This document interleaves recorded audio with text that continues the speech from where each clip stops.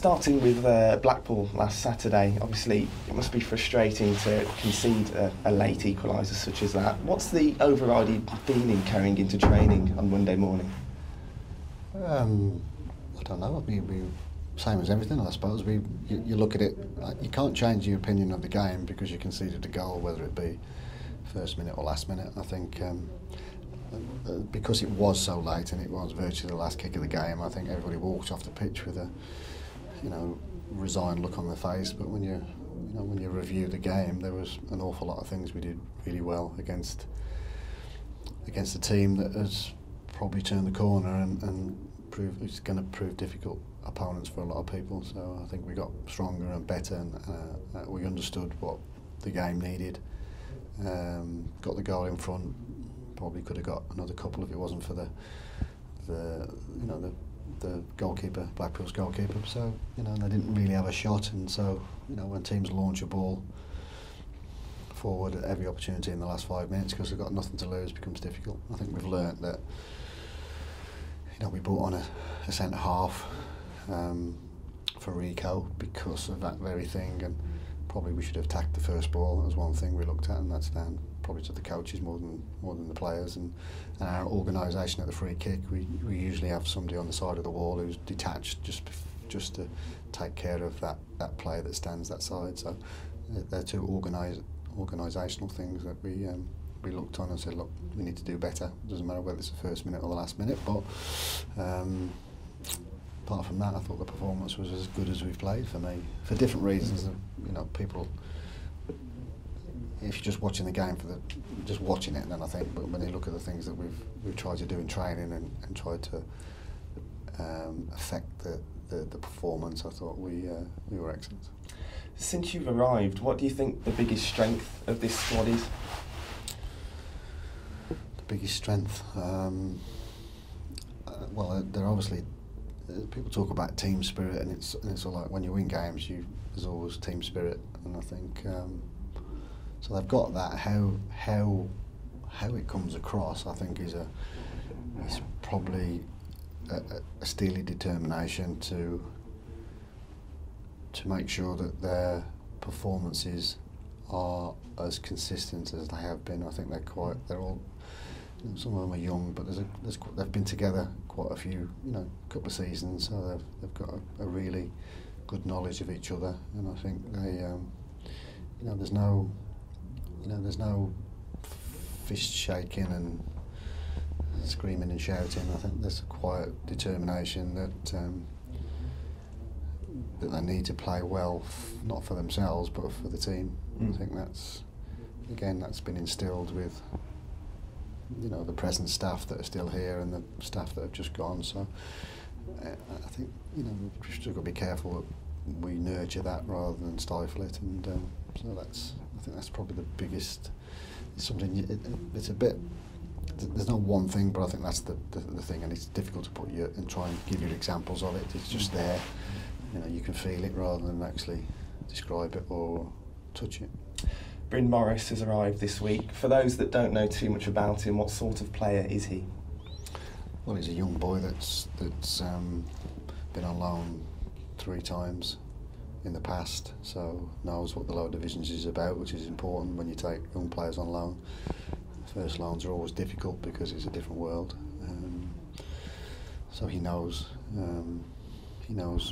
what this division or what football in the lower divisions is about. So that's good. He's a mature boy for his age. Been captain of the England setups since he was under 16, I think. So very much part of a team effort. Versatile, can play in different positions, flexible. I know him and he knows me, which is probably the biggest thing. So some of the things that we've tried to instill in the players since I've got here, he will have already been aware of, because it's the same things that we tried to do with the England setup. So that's a good thing. So again, I think he'll fit into the squad. I think that's the biggest compliment I can make him. This is a group that's got a really determined streak about them, and I think he's of that ilk, North Eastern boy. So you know. Bit of Northern Steel. Yeah, you know, that always a bit of a stereotypical comment, but yeah, I think everybody will get, you know what you mean, and so no, I think he'll be a good addition. He's going to come along with us today, and for the game to get a good feel of what the team's about and get to know everybody. So that'll be a good introduction and good addition, I think, to the squad. We are getting towards the end of the January transfer window now. There has been repeated speculation regarding some of your players. I just wondered if you're a man who's in favour of the January transfer window. Would you rather see it not there? Anything. We've got a global game or a national game that goes globally because of the interest that things like the transfer window stimulate. So, from a pure managerial point of view, get rid of it.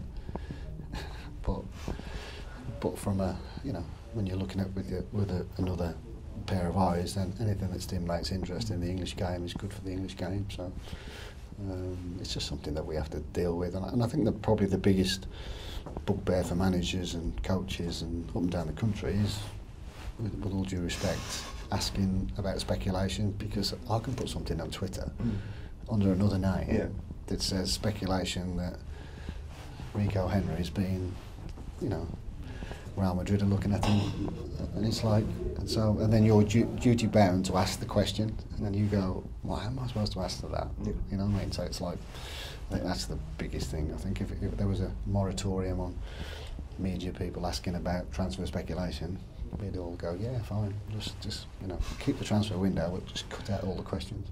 So it's a bit like that. So I don't know if I've answered your question, but you've got the FA Cup on Saturday, Reading. You've already, well, the side have already beaten a number of Championship opponents this year. They'll hold no fear for you, will they?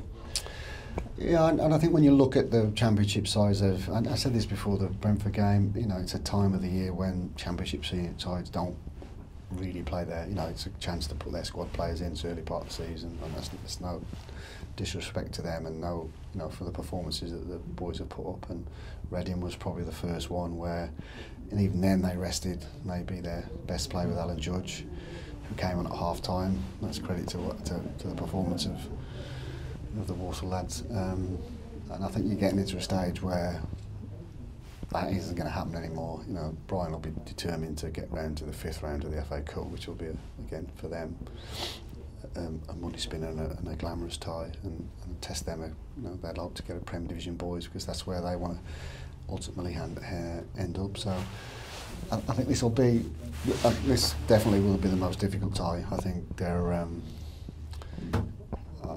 you know, I think watching the last 2 games, I think they've just shown a real resilience in the way they play. 2 down against Huddersfield. Even though they had a man sent off, we all know that 2-0 down and against 10 men is very difficult. So kept their patience and plugged away and ended up winning really comfortably. And then I thought they were excellent against Sheffield Wednesday, who were probably one of the form teams in the Championship. So I think, you know, I think they'll treat this as obviously a great opportunity to progress in the cup, but also to maintain that intensity that you need in the Championship. It really is probably the most difficult division for players and teams because every game is potentially a game you can lose. So I think I always call it, sometimes you have to be battle hardened to the Championship, and I think Reading definitely are.